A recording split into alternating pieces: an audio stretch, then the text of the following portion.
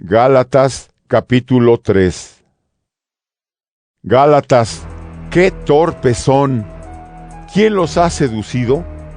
¿No les presenté claramente a Jesucristo clavado en una cruz? Solo esto quisiera preguntarles.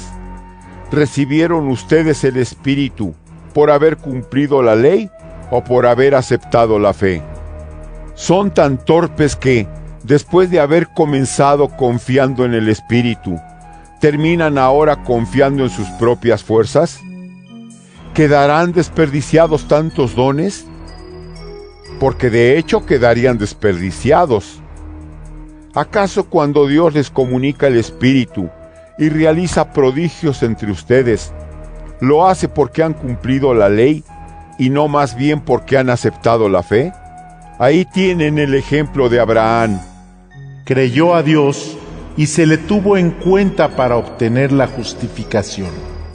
Entiendan, por tanto, que los que viven de la fe, esos son hijos de Abraham.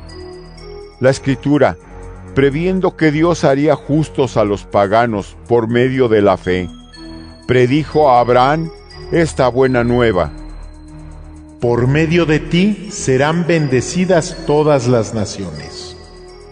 Por tanto, los que viven de la fe reciben la bendición junto con Abraham, el creyente. En cambio, los que viven preocupados por el cumplimiento de la ley caen bajo una maldición, pues dice la Escritura: maldito todo el que no persevere en el cumplimiento de cuanto esté escrito en el libro de la ley. Que en virtud de la ley Dios no hace a nadie justo es evidente, pues el justo en virtud de la fe vivirá. Y la ley no es fruto de la fe, sino que el que cumpla los preceptos, por ellos vivirá. Pero Cristo nos ha liberado de la maldición de la ley, haciéndose por nosotros maldición, pues dice la Escritura: maldito todo el que cuelga de un madero. De esta manera, los paganos obtendrán la bendición de Abraham mediante Cristo Jesús, y nosotros, por medio de la fe, recibiremos el Espíritu prometido. Hermanos, les voy a hablar con un ejemplo tomado de la vida ordinaria.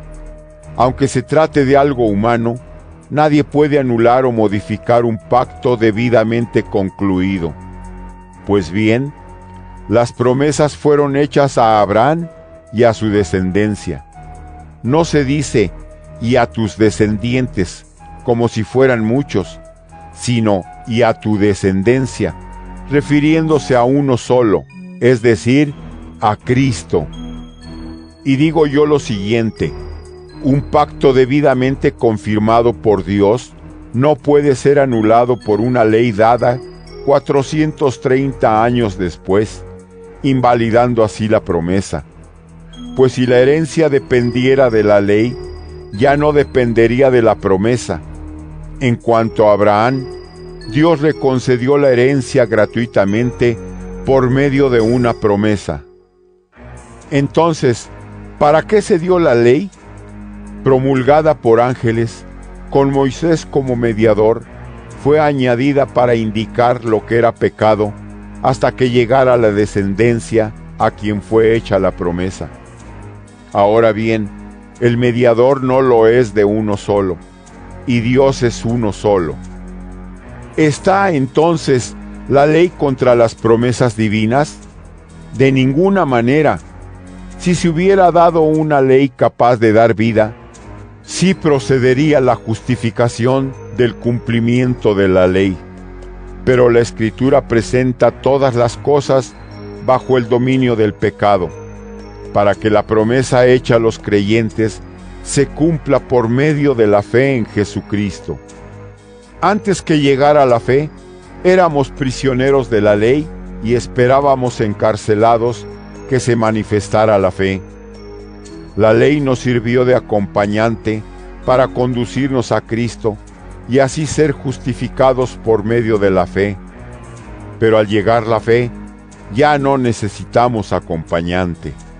Efectivamente, todos ustedes son hijos de Dios en Cristo Jesús mediante la fe, pues todos los que han sido consagrados a Cristo por el bautismo, de Cristo han sido revestidos.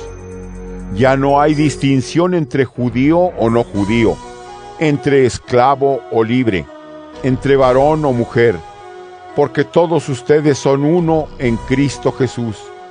Y si son de Cristo, son también descendencia de Abraham, herederos según la promesa.